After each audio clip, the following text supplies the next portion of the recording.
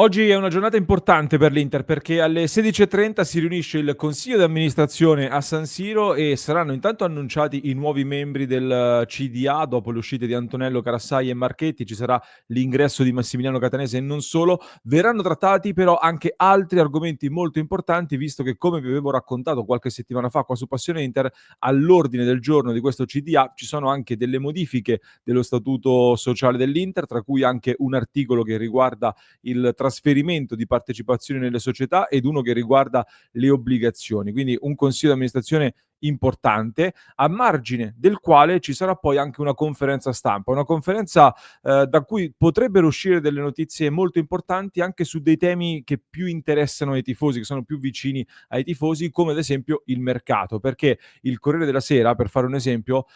scrive in queste ore sulle sue colonne che ci sarà la possibilità di capire anche le coordinate stabilite da Oaktree. Coordinate, ovviamente si fa riferimento al mercato, perché sappiamo che l'obiettivo dell'Inter, come scrive lo stesso quotidiano, è quello di tornare a fare acquisti di spessore per ringiovanire la rosa, ma lo vuole fare senza essere costretti a fare delle cessioni eccellenti, senza privarsi di quei cosiddetti big della rosa. E quindi, secondo il quotidiano, sembra questa la strada giusta per l'Inter. Un po' quello che vi abbiamo detto qua su Passione Inter nelle scorse settimane, quando abbiamo fatto delle previsioni, abbiamo parlato anche dell'idea che comunque si andrà a cambiare diversi elementi in questa rosa, ma con una rivoluzione che non cambierà il volto della squadra, cioè un qualcosa di più simile a quanto è successo nell'estate che ha preceduto l'anno dello scudetto della seconda stella, un'estate in cui ci sono state tante operazioni dell'Inter, ma comunque un nucleo centrale di squadra è stato mantenuto. Magari questa volta, ecco, rispetto a quella finestra di mercato lì, con degli acquisti differenti dal punto di vista dello status, cioè giocatori più giovani, più pronti, ad esplodere e non magari parametri 0 o giocatori a fine carriera, ma, quindi cartellini, investimenti sui cartellini più alti, con invece ingaggi più contenuti, stipendi più bassi, perché proprio il tema del monte ingaggi è un tema su cui forse avremo ulteriori indicazioni. Vedremo dunque se da questa conferenza stampa post consiglio di amministrazione, come sembra, arriveranno indicazioni anche su questo, ne parleremo di sicuro nella diretta delle 19:30, quindi mi raccomando, mi piace, clic sul tasto iscriviti se non lo avete ancora fatto, così non vi perdete i nostri contenuti, e poi nel club alle 22 stasera approfondiamo ulteriormente. Un appuntamento molto caldo mi aspetto quello di stasera nel club di Passione Inter. Vi ricordo che in descrizione trovate il link per entrare a far parte della nostra community con interisti da tutto il mondo. Da adesso c'è anche questa novità degli abbonamenti mensili per accedere fin da subito a tutti i vantaggi in maniera molto flessibile e poi decidere se rimanere con noi oppure no, ma come sempre sono sicuro che rimarrete. Quindi link in descrizione per partecipare anche alla chiamata di questa sera alle 22 nel club di Passione Inter. Perché sarà un appuntamento caldissimo? Perché oggi si apre la settimana che aspettiamo da mesi e oltre a questo consiglio di amministrazione c'è soprattutto il campo che ci ha dato un weekend in cui l'Inter torna in vetta alla classifica, il Napoli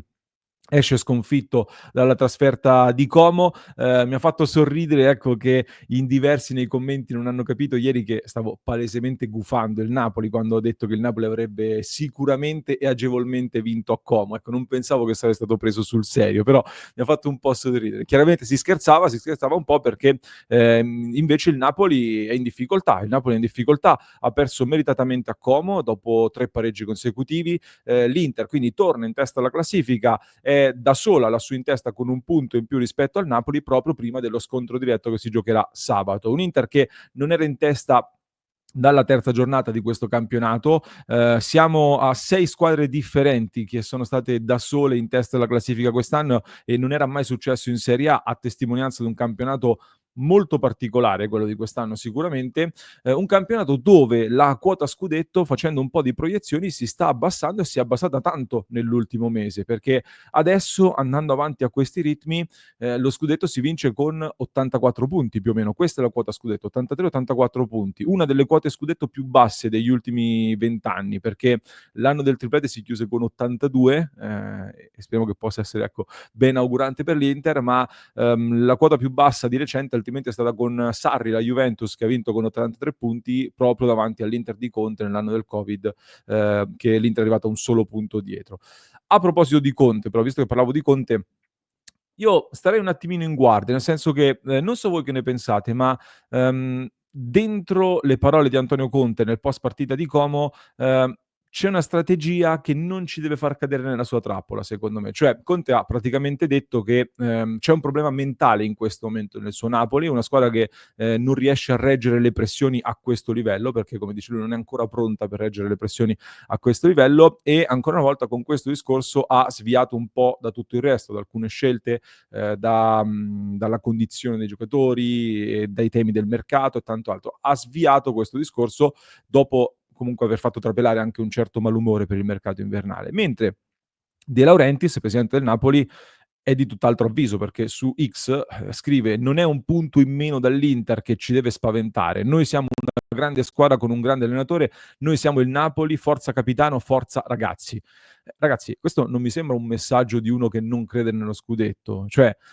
Conte pochi giorni fa ci aveva detto che il Napoli aveva come l'obiettivo addirittura di entrare in Conference League, cioè l'obiettivo era arrivare in Europa, questo era l'obiettivo del Napoli. De Laurentiis invece ci dice che il Napoli lotta per lo scudetto e credono nello scudetto. Quindi sono evidenti secondo me due cose a questo punto. La prima, che davvero i rapporti tra i due forse sono così così come in tanti dicono e che le prime frizioni ci sono già. La seconda, che secondo me, che su Conte sono sempre un po' prevenuto dal punto di vista della comunicazione, potrebbe esserci appunto una strategia che cosa vuole fare Conte, che vorrebbe far passare forse in questo momento il suo Napoli ancor più in crisi e in difficoltà di quello che è, o almeno di quello che pensa di essere, per preparare questa trappola all'Inter, perché da settimane ci stiamo dicendo che questa Inter ha peccato di, non dico presunzione, meglio di eccessiva sicurezza in alcuni momenti, stando un po' anche alle famose parole di Mkhitaryan dopo la Juventus e non solo, o comunque diciamo di abbassamento di tensione clamorosamente anche in alcuni big match importantissimi di questa stagione, e magari Conte con questo messaggio, anche inconsciamente, anche magari non volontariamente, potrebbe dire, vorrebbe lanciare quel messaggio per farci andare a Napoli magari un pochino troppo convinti di noi, un pochino sottovalutando l'avversario che chiaramente non puoi sottovalutare, ma magari meno battaglieri, ecco, di quello che l'Inter deve essere invece in questa partita. Spero davvero che questo non capiti, spero davvero che l'Inter non cada in questa trappola, perché commettere di nuovo questo errore mi lascerebbe davvero senza parole, perché sarà una partita difficilissima per l'Inter, assolutamente. Detto che a Napoli ci andiamo dopo esserci presi questo vantaggio di un punto che ci permette di intanto non dover fare per forza la partita lì, perché potrebbe essere il Napoli più costretto ad aggredire e fare la partita, e questo potrebbe essere l'ideale secondo me, se stiamo bene, se siamo cattivi, se facciamo l'Inter, per citare sempre Mkhitaryan. Poi, al di là del discorso della classifica, della partita in sé, occhio perché nel frattempo l'Atalanta sale a 54 punti, è 3 punti dietro all'Inter, e sabato affronta il Venezia, un avversario sicuramente alla portata, e se l'Atalanta batte il Venezia si fa sotto almeno ad una tra Napoli e Inter, se non addirittura tutte e due in caso di pareggio. E io qualche settimana fa, qualche mese fa anzi, se vi ricordate, avevo pronosticato che Inter, Napoli e Atalanta sarebbero arrivate, o comunque possono arrivare sopra gli 80 punti, avevo detto qualche settimana fa. E questo campionato lo vediamo, ecco, o quota 80 punti, o comunque si sta giocando su degli equilibri veramente, veramente molto sottili tra chi è fuori dalle coppe, che ormai sono praticamente tutte, e chi invece l'Inter è l'unica che si difende e che lotta su tutti i fronti e vuole andare in fondo su tutti i fronti. Attenzione, perché se si arriva a pari punti c'è il famoso spareggio, se si arriva con 3 squadre con gli stessi punti in vetta alla classifica, lo spareggio lo fanno solo 2 squadre, ma in base alla classifica avulsa, in base alla classifica degli scontri diretti. Quindi l'Inter ha una vittoria sull'Atalanta all'andata, un pareggio col Napoli, e dobbiamo giocare entrambi gli scontri diretti, tutti e due in trasferta. Quindi a Napoli piazzare un colpo per l'Inter peserebbe in maniera veramente clamorosa su questo campionato, un campionato che è ancora lunghissimo, ma ancor di più mi viene da pensare, mi è venuto un flash adesso, stavo riascoltando il club di Sky con Caressa,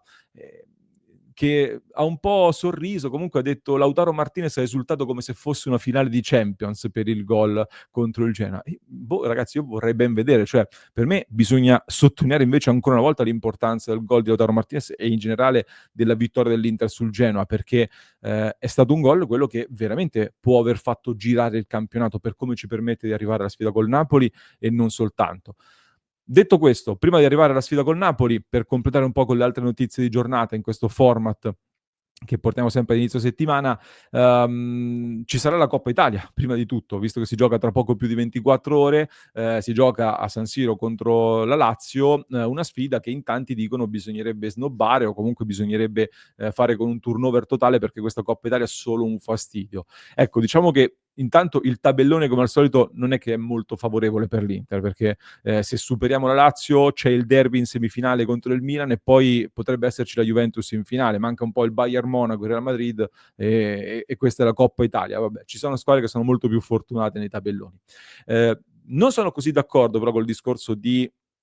lasciar perdere la Coppa Italia perché per me l'Inter è abituata a dover provare ad andare in fondo in tutte le competizioni e deve riprovarci. Con delle rotazioni, assolutamente sì, perché è necessario, si devono fare, con anche la consapevolezza, almeno dal mio punto di vista, non so che ne pensate voi, ma la consapevolezza che se esci dalla Coppa Italia non è un dramma, ecco. Però ecco, lo dico anche perché immagino che la Coppa Italia lo abbiamo visto anche nelle recenti stagioni, la Coppa Italia non è quello che ti giudica la stagione, cioè non la stagione dell'Inter, ma probabilmente anche le altre, non verrà giudicata sulla Coppa Italia e su questa Coppa Italia. Però ecco, la mentalità di snobbare un trofeo la lascio volentieri ad altri. Ci sono dei dubbi di formazione? Carlos Augusto che dovrebbe saltare anche la sfida di Napoli, oltre a Correa, Sommer e Di Gennaro. Thuram soprattutto non sta ancora benissimo, ha lavorato da piano gentile nonostante il giorno di riposo anche domenica, ma penso che si proverà a questo punto a recuperarlo soprattutto per il Napoli più che forzarlo per la Coppa Italia contro Lazio. Inzaghi, secondo un po' le ultime notizie, avrebbe provato questa formazione con Josep Martinez in porta, Pavard, De Vrij e Bissek a far rifiatare bastoni in difesa. Darmian, Zielinski portato a destra, Aslani, Mkhitaryan e Di Marco a sinistra ancora una volta con Taremi ed Arnautovic davanti. Questa è la formazione che sarebbe stata provata in queste ore. Attenzione però a Zalewski che si candida per poter far rifiatare Di Marco. E c'è anche la questione Frattesi che questa poteva essere la partita per Frattesi, che però da quello che ci ha detto Inzaghi dopo la partita col Genoa non sta benissimo, quindi anche questo è un tema da tenere d'occhio. Fatemi sapere che cosa ne pensate voi, se siete d'accordo con questa formazione e con questa gestione della Coppa Italia oppure quanto siete pro turnover totale o turnover più parziale. Scrivetemelo nei commenti così poi in diretta alle 19:30 approfondiremo questo tema e non soltanto, come vi dicevo. In descrizione trovate il link per entrare a far parte del club di Passione Inter dove vi aspettano tanti interisti da tutto il mondo. Vi lascio con un altro approfondimento che trovate in descrizione per chi ci ascolta in podcast, mentre per chi ci segue su YouTube vi basta cliccare qui.